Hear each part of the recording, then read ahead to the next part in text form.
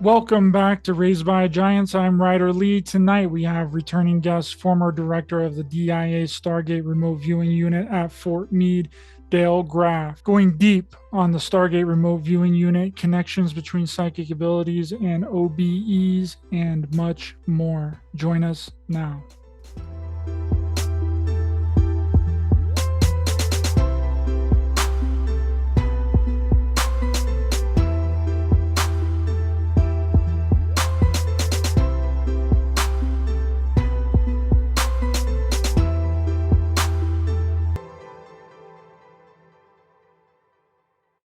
Dale Graff, welcome back to the show. Wonderful to have you again. How have you been? Hey, I've been fine. Always enjoyable talking to you and listening to your wisdom. I'm looking forward to it. Yes, we covered a lot last time, but I think there's an important place to start with this, with the Stargate name, because you're the one that coined the name Stargate for the remote viewing unit at Fort Meade. And I think the name has created a lot of confusion in the community. You know, uneducated people take the term at face value and believe the name Stargate refers to an actual Stargate or a portal, right? That the government was opening up real stargates and portals like from ancient mythology, you know, and lets people travel physically to other dimensions and other planets and all that. And this is an important thing to really clear up here.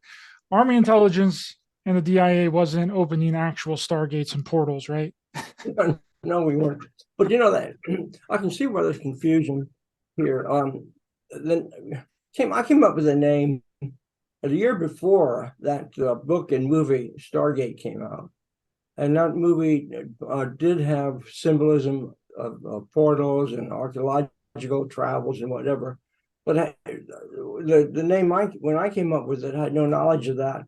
It was no way connected with that concept of entering through portals. It's an interesting idea, and maybe decades, centuries from now, we'll be able to go into time holes and wormholes and travel around. But that was not the purpose. There was not any way connected with the term Stargate.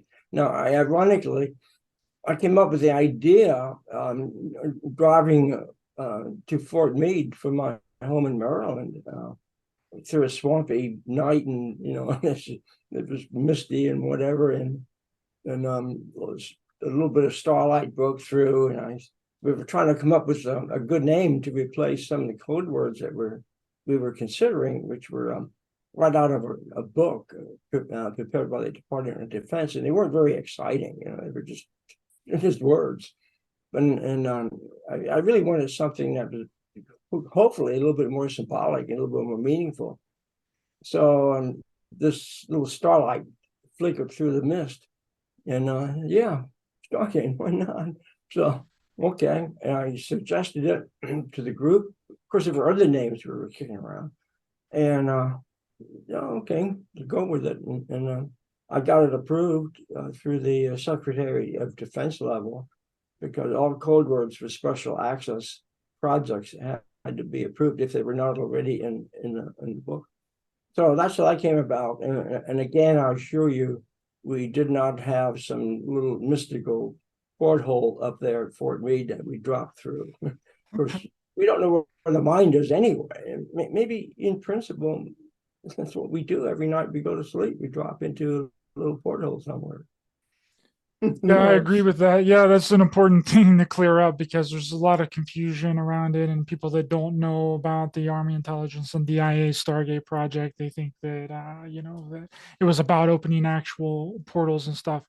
Now, from my understanding, Dale, you had a small remote viewing unit at Wright-Patterson Air Force Base before you got involved with the DIA unit at Fort Meade. Can you talk to us about that?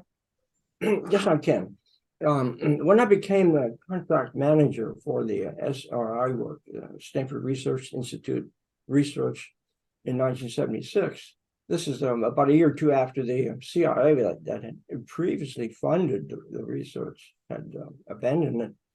And Hal and Russ came to our organization, the Foreign Technology Division, which is part of the Air Force, based on Wright-Patterson Air Force Base. And I was actually working in that unit as a system analyst, coming up with forecasts and projections of Soviet work, Soviet developments. And when I became appointed as the contract manager and started working with the team at SRI and returning to FTD, it occurred to me, well, we should do more than just simply do the research. I remembered some of the work from Pat Price and others at SRI. And I began looking around at our organization in the Foreign Technology Division for people that would have hopefully some talent, and and maybe bring them along, not to do the research, but because that was somebody else's responsibility. We were sort of an analysis and operational unit, not a research unit. So I actually located 3 or 4 people that had a strong interest in the topic. I couldn't really advertise this. It was to be a closed whole program. So, and 2 of them were really good in terms of the little experimental projects I had set up. So, before long, in 1977, I said, hey, listen, if any projects come up that require remote viewing application, hey, we're here. We think we can do some of these. Now, the commander, because he knew what we were doing in terms of the research, and the chief scientist was also very interested in it. And they did not say don't do it, but they didn't come out and create a special charter. We were sort of there independently of the other activities that I was doing, kind of on the side. But it was acknowledged that we were ready to do is, or at least take a look at what we might be able to do from an operational point of view if it should turn up. Now, I had some practice sessions and locating people who were traveling around the country, but that was sort of like a research thing. And then when the Air Force, one of the people in a group close to me who was involved in special activity,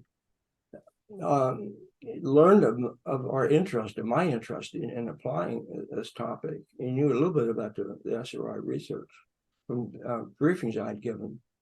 And then he said, well, here, we have some projects we think that you might be able to work on. And that was the first time we did an operational project, was try to locate missing airplanes.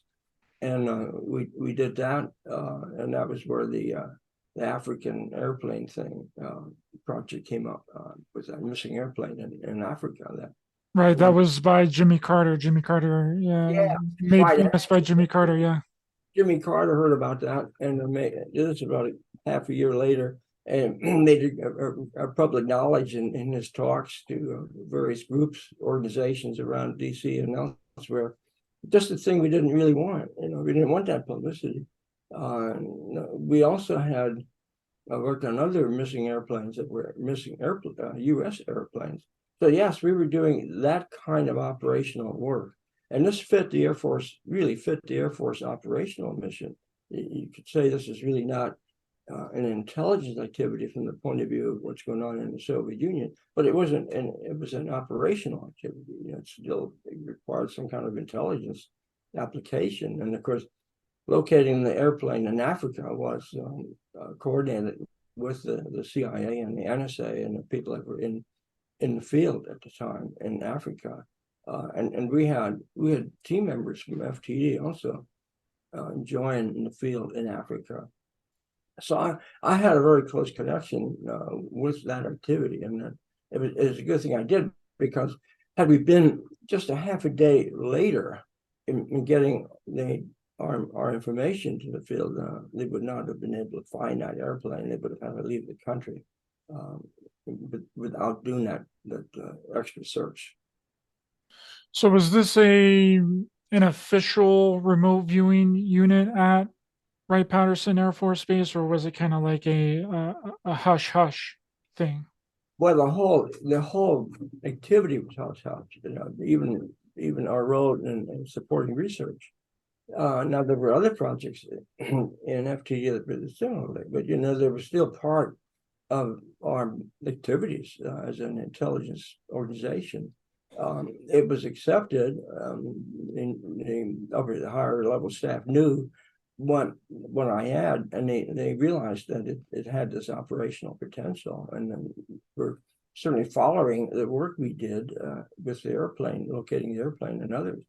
So, and if you want to call it an unofficial operational unit, that's fine. We didn't have anything written out in the charter that said this is what it is, nor did we have anything written out that said we were supporting the research at SRI. So there you are, sort of in one of those in limbo kind of situations. The command Now, section.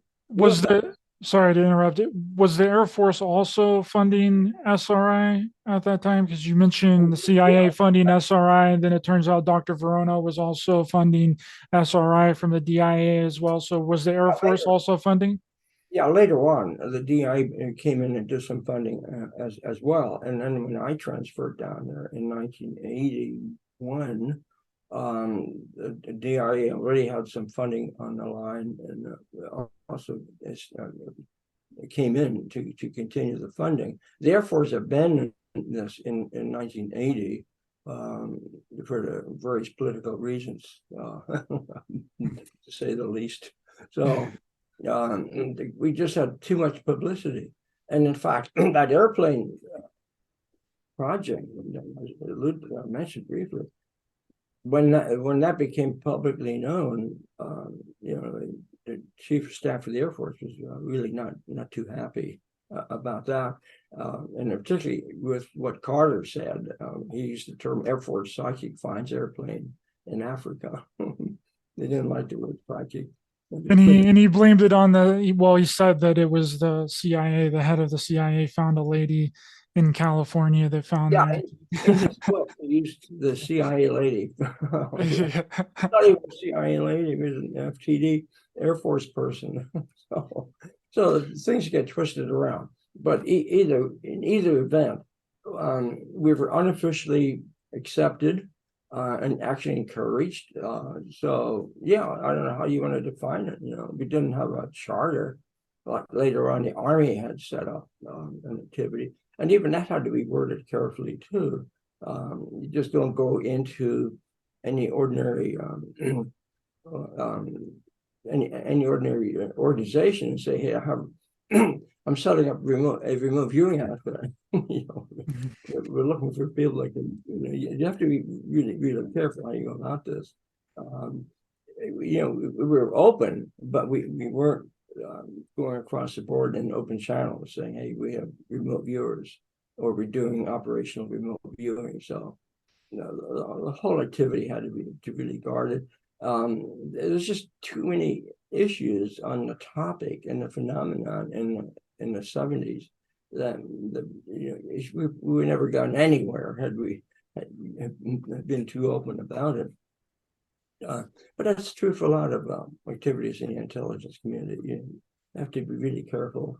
The people start talking too soon, and then the press gets into it, and that destroys what you want to do.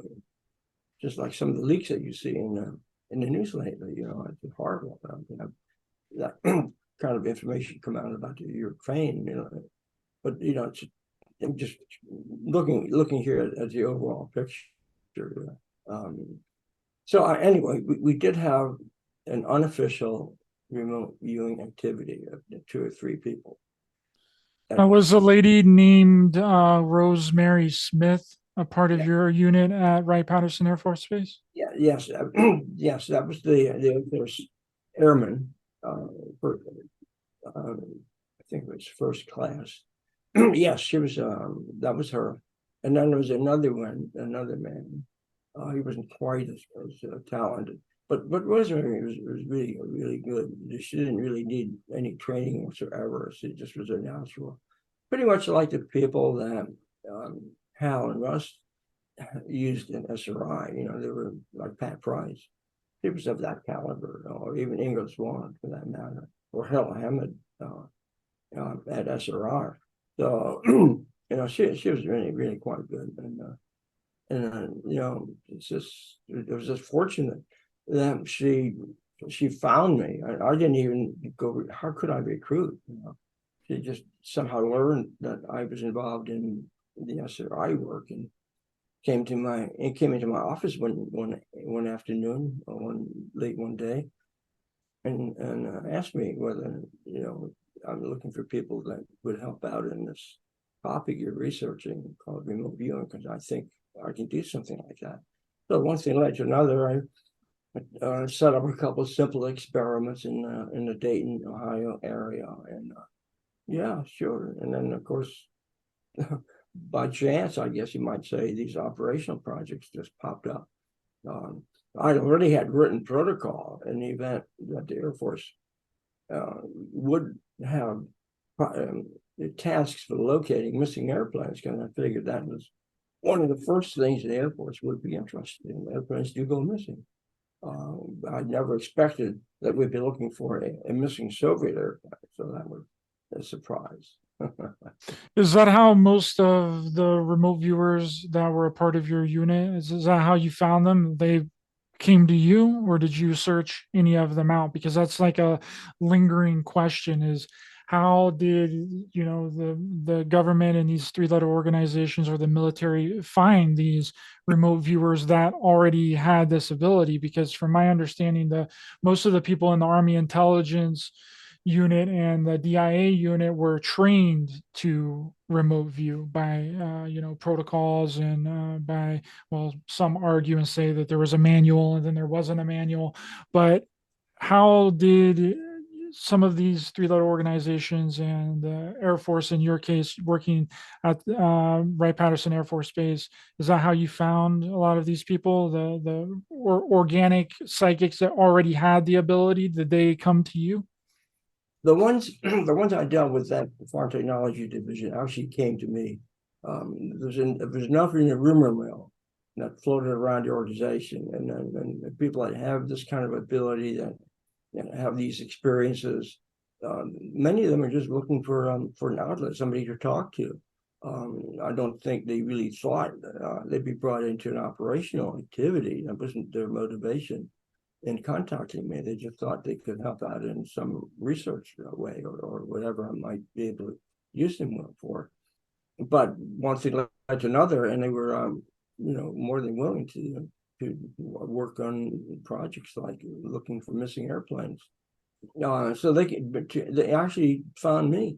Now I did attempt to locate people, but I had to be very guarded about this.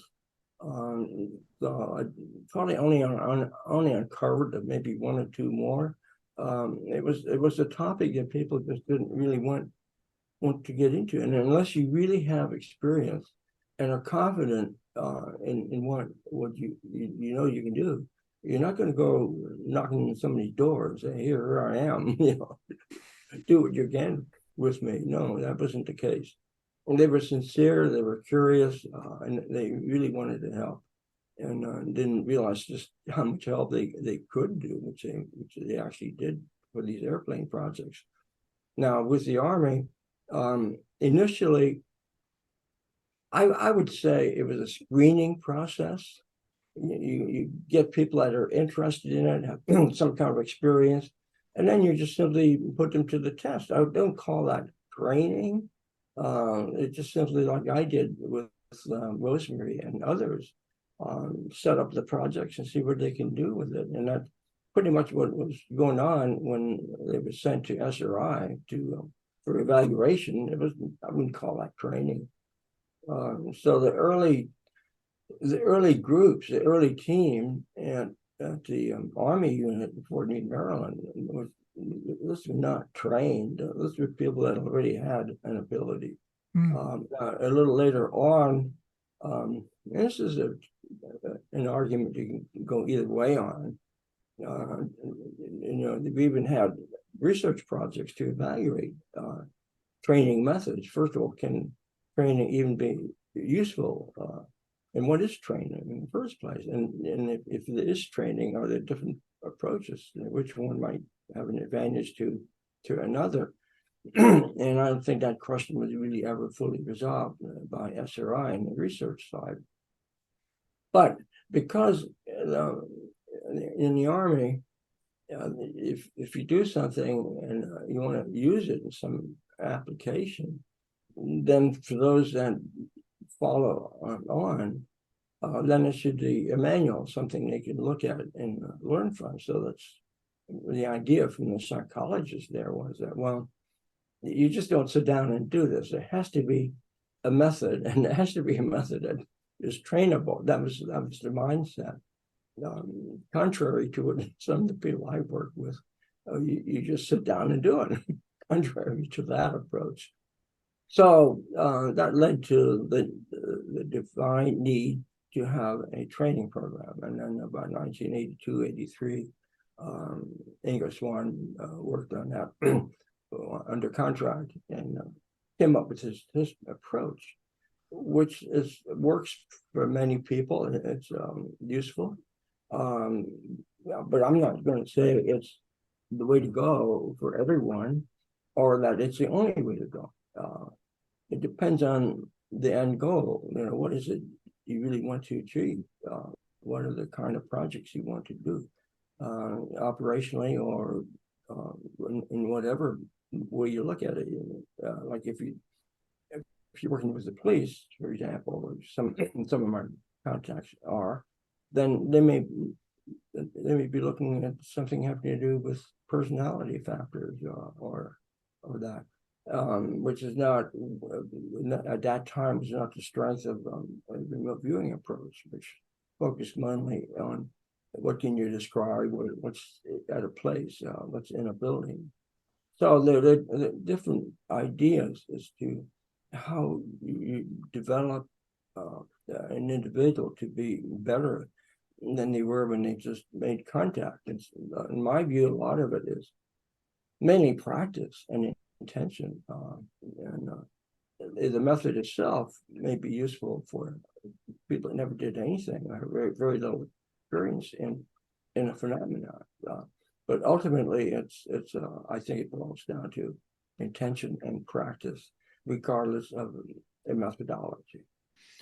So many arguments about the methodology and people's strict methodology. I think we all just need to get along, Dale. All just need to get along. But did anybody follow you from your unit at Wright-Patterson Air Force Base to Army intelligence, or did they go someplace else, or what happened with them? Yeah, no one followed me.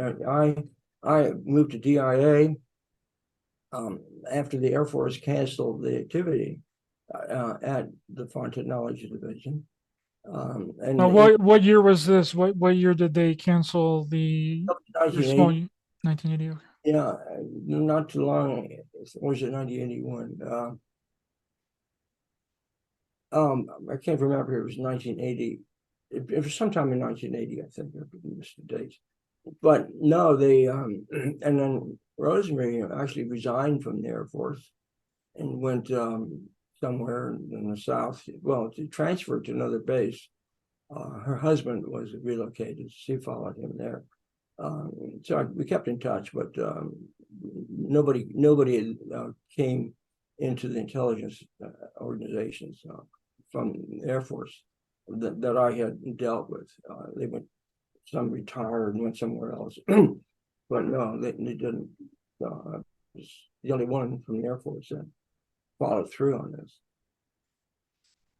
That's interesting. I was just curious if any of them followed you over. So, from my understanding, it was also Gary Langford at SRI that helped find the missing plane as well. Was this just one individual, or was it spread out over various organizations to find this missing plane that Jimmy Carter was talking about? There's only one person who actually had data that led to the finding of the airplane, and that was Rosemary at the Foreign Technology Division. She had a sketch and a map marking that got to the field in the nick of time. Now, the information that Gary Langford, that SI produced, was just a generic sketch of a jungle and a plain on a hill. There's no way you could turn that into an action item. So he had no role in finding the plane. I'm not trying to demean what he did, but I've also heard statements that he helped find the plane. Sure, he may have been involved in a part of the activity, but if you want to use the concept of finding the plane, only one source of data was useful. And we were able to turn that map marking that Rosemary had come up with after we went through our first phase, which was a generic sketch of what she perceived to be the route and the terrain and the lake and the mountains and that. And we got through that, and then allowed her to see the topographic map, which was phase 2, which I previously defined as the phases to go through for looking for airplanes. Do the sketch and then go to the map. When she finally saw the detailed topographic map and was able to match it with her sketches as best as she could and put marking on it, we took that mark, as she put, and turned that into a coordinate, sent that to the field.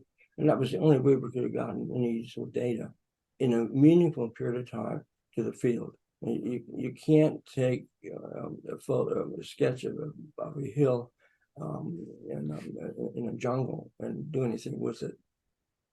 It's nice to know that that perception was consistent with where topographic map area was that we were looking at, but it had nothing to do with actually finding the airplane. Awesome. Thanks for clearing that up. Appreciate that. So when Army Intelligence Center Lane unit got transferred and combined with DIA Grow Flame, and it became known as Sunstreak, and it became a DoD Special Access Program in '85. That's when you became the director of the unit, correct? I think it was some years later. I was involved in getting that transfer accomplished. I wrote the position descriptions and the personnel package that we needed to get through the management chain and also the congressional review committees. So I remained at the DI headquarters, or the DIA building.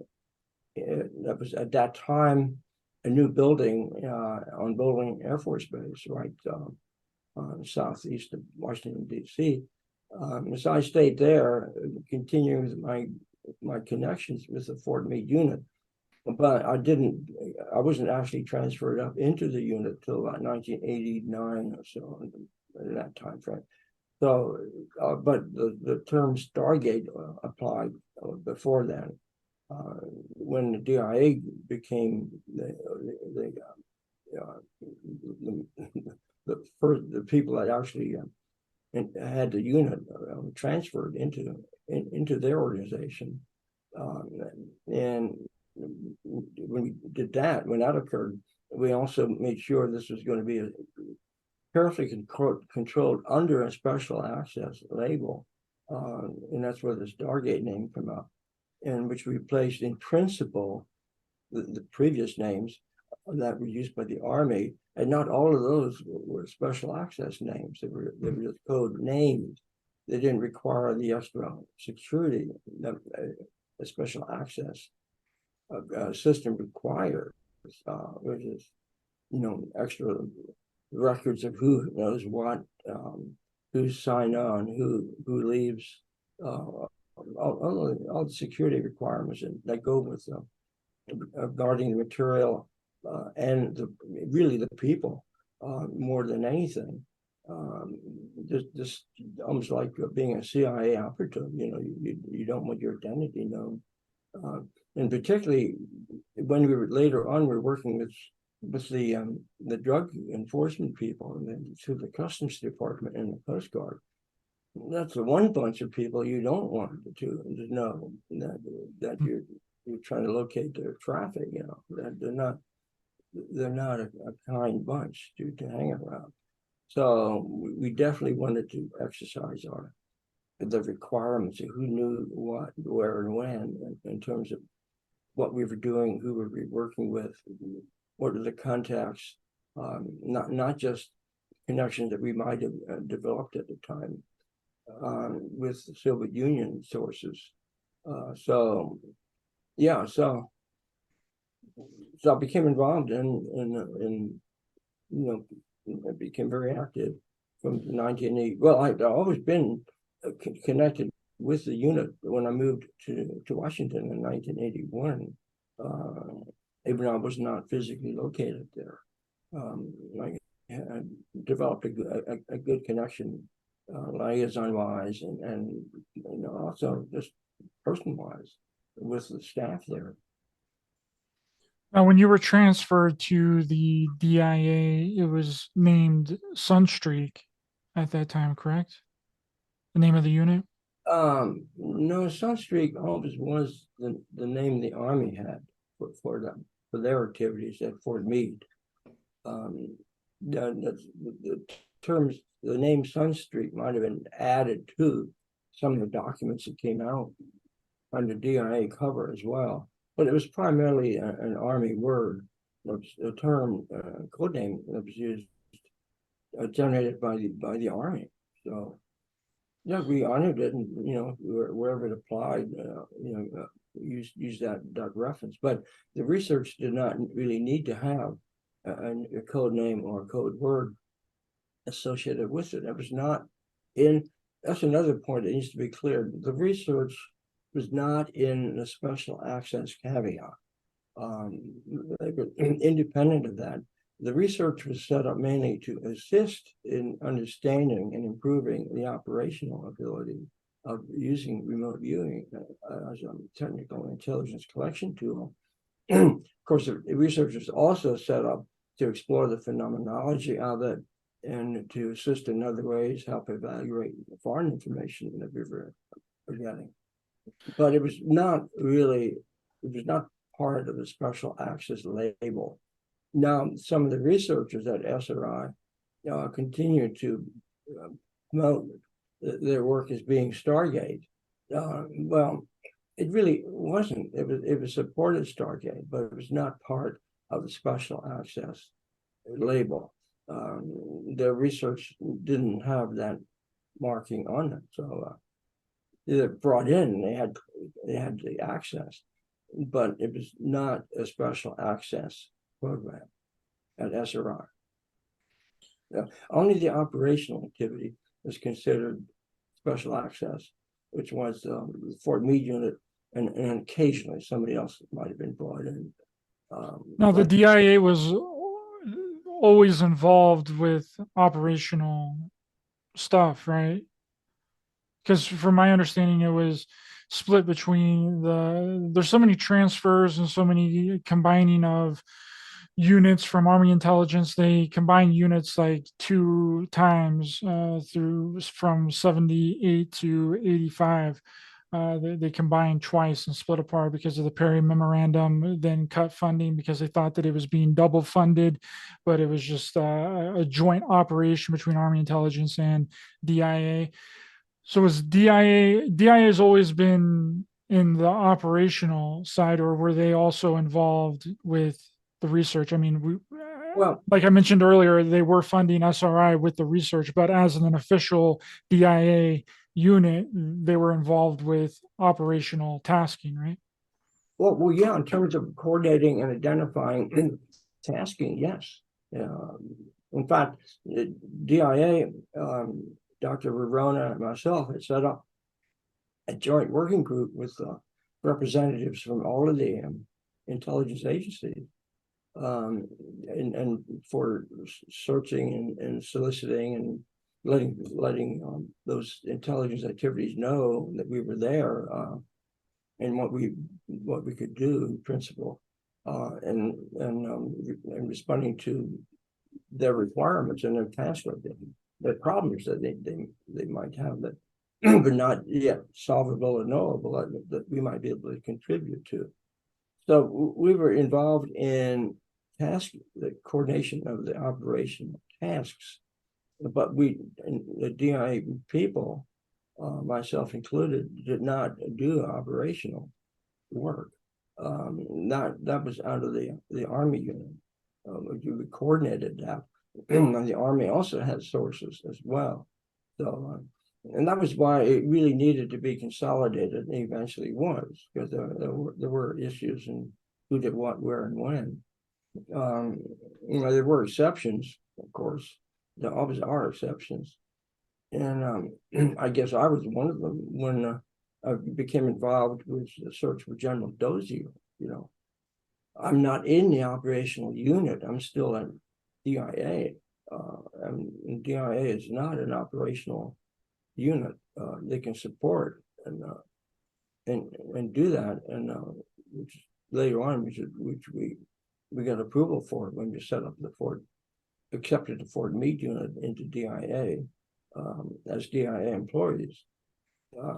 But before that happened, I got caught up in an operational activity myself. When I got sent to Italy in a search for General Dozier in 1981, December of 1981, a couple of months after I relocated to DIA. So that was an operational activity. And I was working with both the people at Fort Meade and what I was able to do myself in the field in Italy in that search project. So, as the director of the unit, when you got there in 88, I think you said, or was it 89? I think you said 88. I believe, these numbers are fuzzy. It's a long time ago, but I think I got there in 1989. It might have been early 1990, yeah. But I've said in that time frame. Now, was this an operational position that you were in when you No, were I'm brought saying, in? well, I was transferred in there as a manager, as a director. So I was not a remote viewer, if that's what you're No, asking. I mean, like, were you in charge of like tasking the remote viewers, or were you just management, like No, overseeing them? that's what management did, Okay. late review and accept a task and look at the results and get that into report format that's suitable for the individual customer, as we called them. No, I was involved in the management role, which included all of that.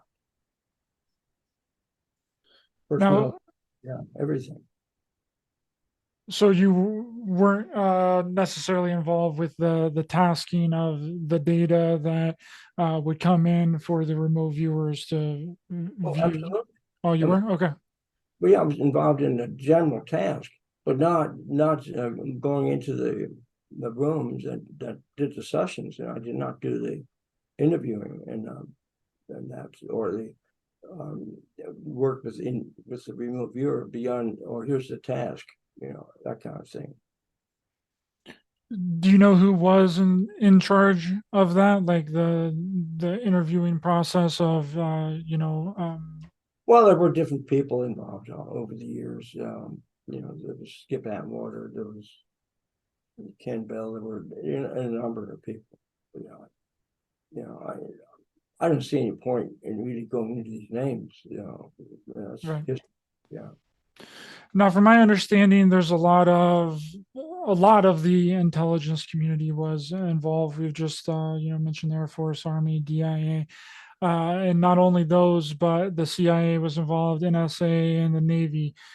Now, them being involved, I think, means that they were tasking the DIA remote viewing unit.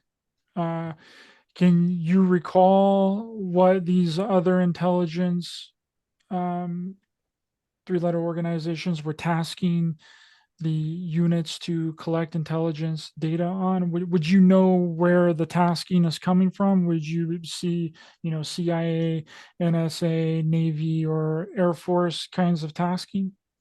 Well, yeah, we would know where the source of your query came from, but then it was filtered, to make sure it was double blind, so that the individual that actually received the final tasking wouldn't be able to second guess what exactly was what might be intended, so that there was a filtering going on, but not at the management level. You know, we knew where the tasks were coming from. That was the purpose of this coordinating committee. So, you know, I'm not saying every time we knew the exact origin of it, but you know, we pretty much knew which agency this material was coming from. Otherwise, we wouldn't have responded. We want to know what we're doing, what we're working for.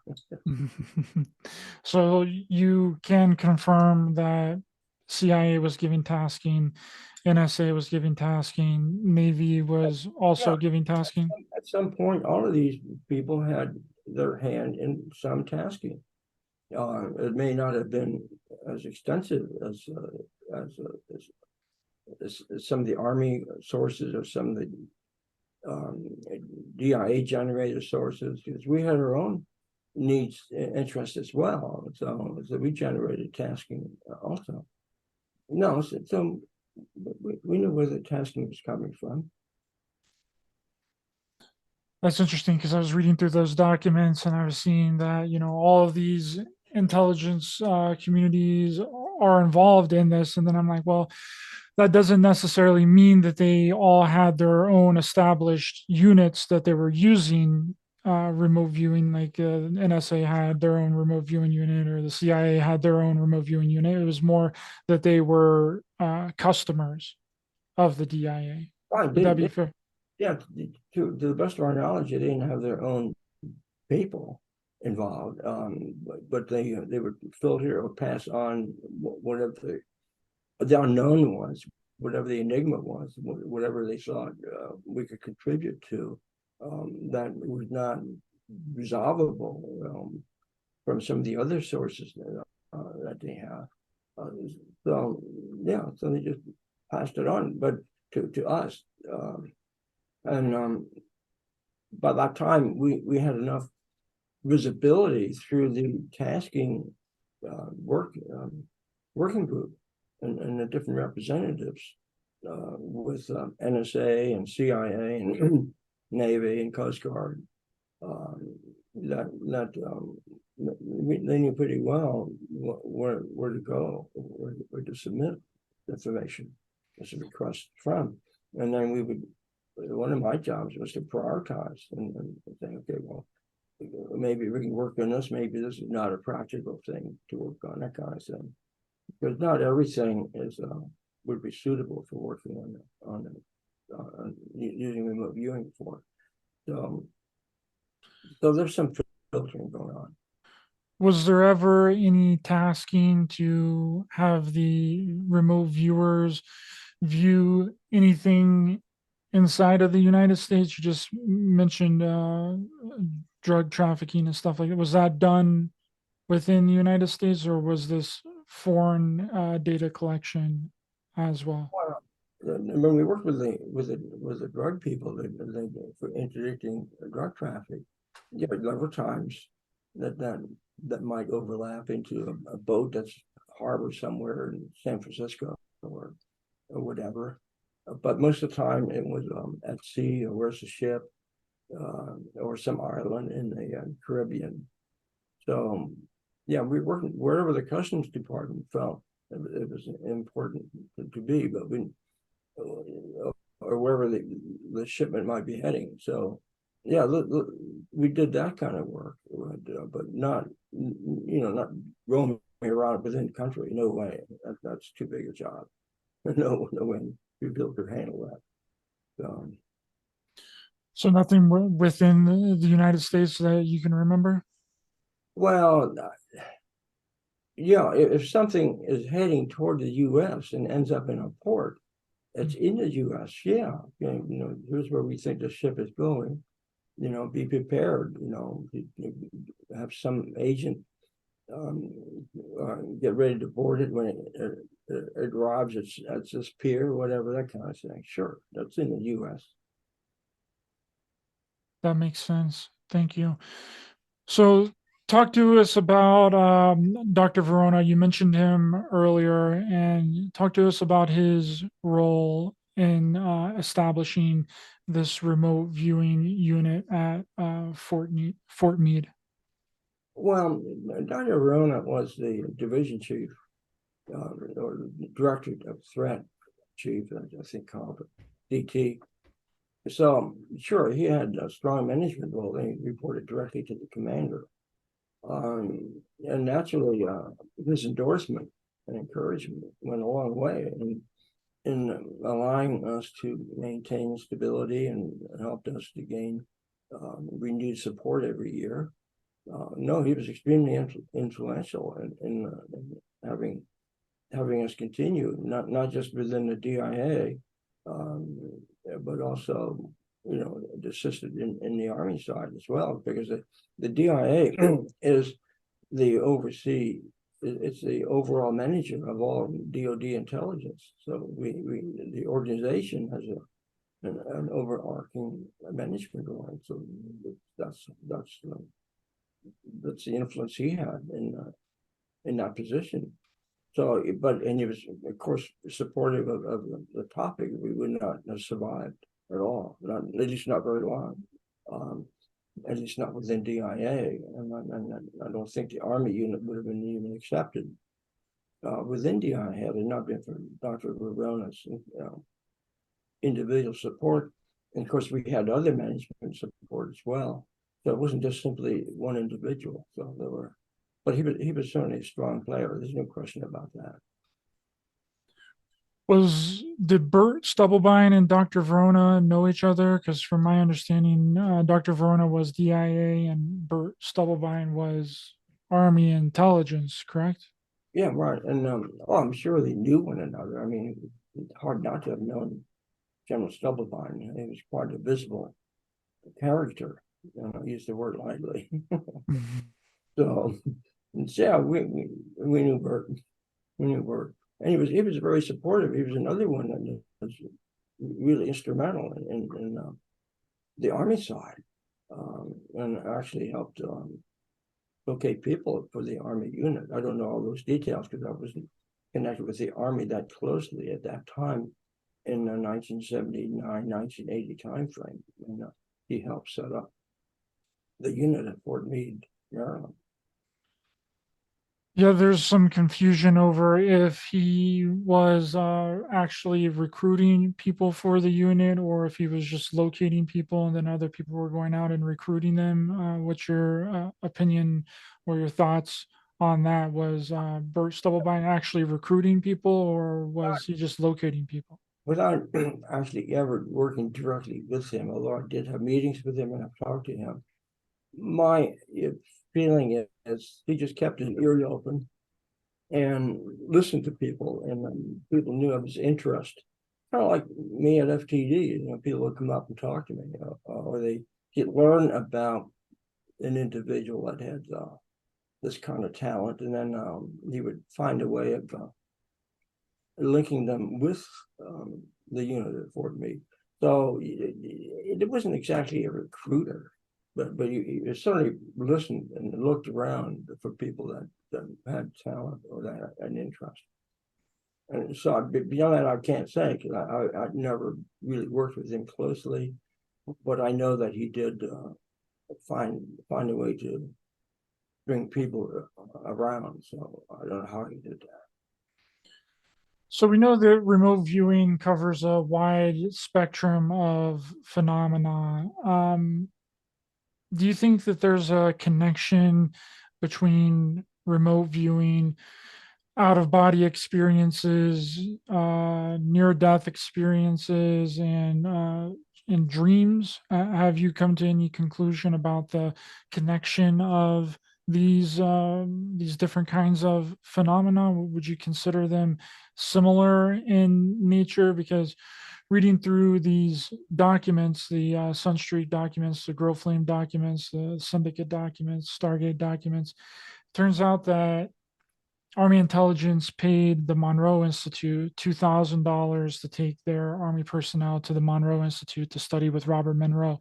And for people that don't know, Robert Monroe's whole thing was to induce an out of body experience. Now, there's a lot of um, people have different thoughts and ideas and opinions on the reason that they did that. Some people say that had to do with Joe McMoneagle, in love with Robert Monroe's daughter, and he was trying to get more funding for the Monroe Institute after he left the unit at Fort Meade. And it kind of just goes on and on and on. But I think that it's interesting that, and I think that there's a connection here between out of body experiences, near death experiences, and psychic abilities. Do you have any thoughts or opinions on that? Well, I think it's at a deep level that there probably is a unified connection, but the one does not need to experience something like an OBE in order to achieve success in psi work in remote viewing. You can do that independently of even knowing about what the OBE experience is. Yet both can arrive at some point if that can provide useful information. But at a deep subconscious level, I think there is a connection. And I think dreams is another area that shows that unity. And we also had an approach at the unit called extended remote viewing, which is somewhere between the relaxed remote viewing stage and a deeper level, a deep meditation. It's not exactly sleep, so it's somewhere in between. It's not an OBE, but I think there's degrees of altered states of consciousness, and they're all connected. But to apply them, say, in a remote viewing task or an experiment, you can do one or the other, or none of them. Still get results. But fundamentally, there are connections. You can explore them. You can go into deep meditation. You can go into a lucid dream from the conscious state. You can in certain types of remote viewing become so absorbed in the end product that it seems like a lucid dream. So sure, it's a matter, I think, of how we retain our conscious awareness through the process, and how deeply we go into these inner states of being. So they're connections, but they can be kind of independent. They are independent most of the time. Yeah, I think it's interesting because a lot of the remote viewers that I've researched and the ones that I've talked to on the show, it's, well, Ingo Swann, for example, he always talked about being outside of his body a lot whenever he was younger, having that out of body experience because he was being bullied. So some sort of trauma was inducing him being outside of his body. And then others, near death experiences. Angela Ford was precognitive dreams since she was very young. So I know that there's a really solid connection. And I think that a lot of these abilities and a lot of the phenomenon are more closely connected than we really think. And we've just put different labels on them to categorize them into a different box. Yeah, I'll go along with that. I also had a lot of precognitive dreams as a kid. So I can relate to what Angela is saying as well. So they're all connected. They're just different ways of recalling the experience or entering the experience, or whatever it is you want to achieve. Yeah, sure, I agree. There's a connection. So were there any other kinds of methodologies that were used in the unit other than remote viewing? Was there any other ways that people were collecting any kind of intelligence data that you're aware of course? Well, I don't know, you might want to talk about dowsing. There's been an interest in dowsing by some of the people. And maybe sometimes when we were working on maps, I can't say for sure that perception was pure remote viewing or whether it was a combination of subconscious, unconscious movement, which is basically when part of the remote viewing training process is kinesthetic response. There's a sort of borderlines on dowsing, the concept of dowsing.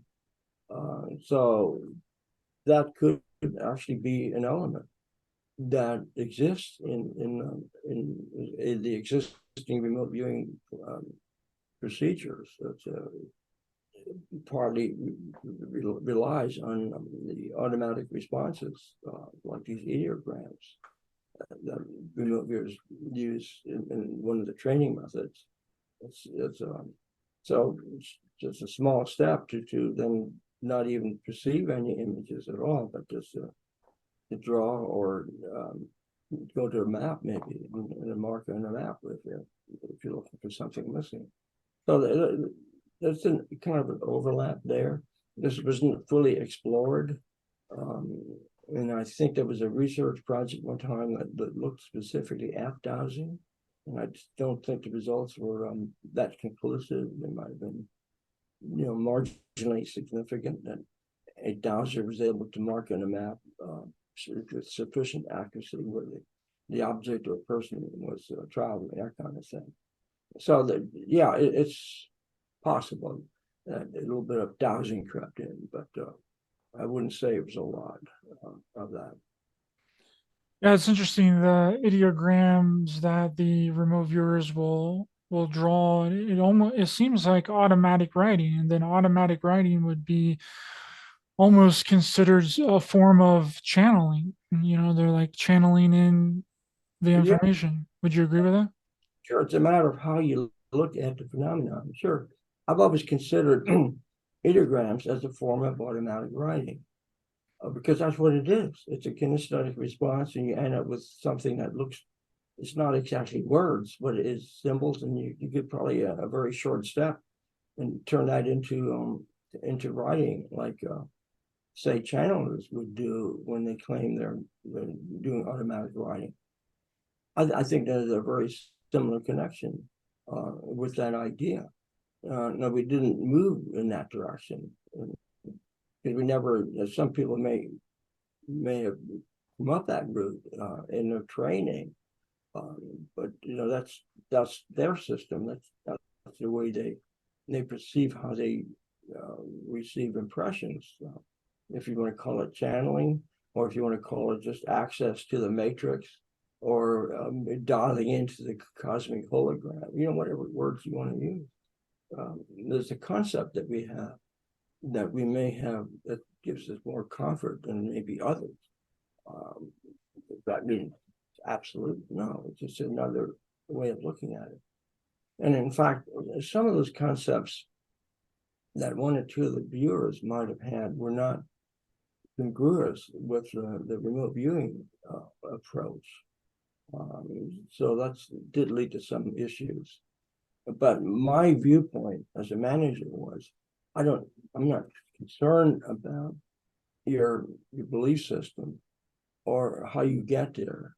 What do you produce when you do get there? And it's similar to how some police people work with psychics or channelers or whatever you want to call people these days, clairvoyants. I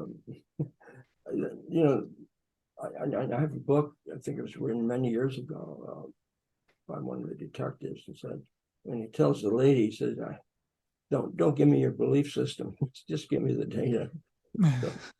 So that was pretty much my attitude. And of course, some people don't share that viewpoint, and they feel it's going to be one way or the other. I don't see it that way at all.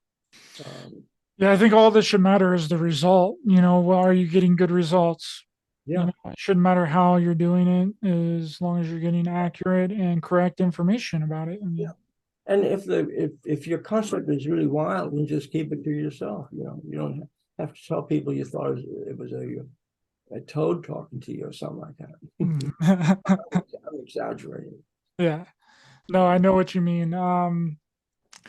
Thanks so much, Dell. I appreciate your time this evening. It was a wonderful conversation. Can you let people know where they can find you or purchase your book? Where is your book still in print? Can people No, still? there are still some available on Amazon, but I'm really working on trying to get them back into print and also doing some other material.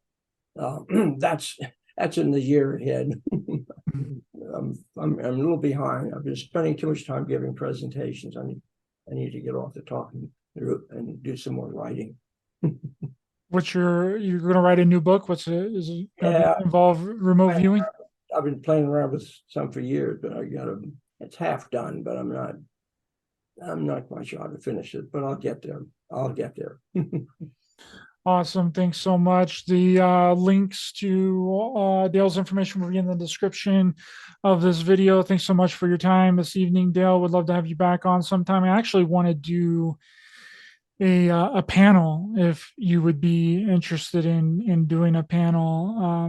Angela spoke to me and she said that she would be okay with wanting to do a panel, and I'm thinking maybe Lynn Buchanan as well, if you would be interested in doing that sometime in a couple of months. Yeah, I like panels. They're fun.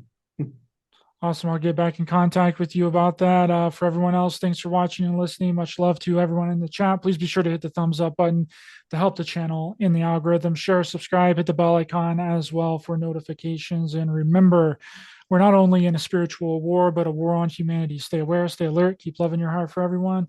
Stay safe out there. And if you can see through the illusion, you are the solution. See you guys next time. Okay, thank you.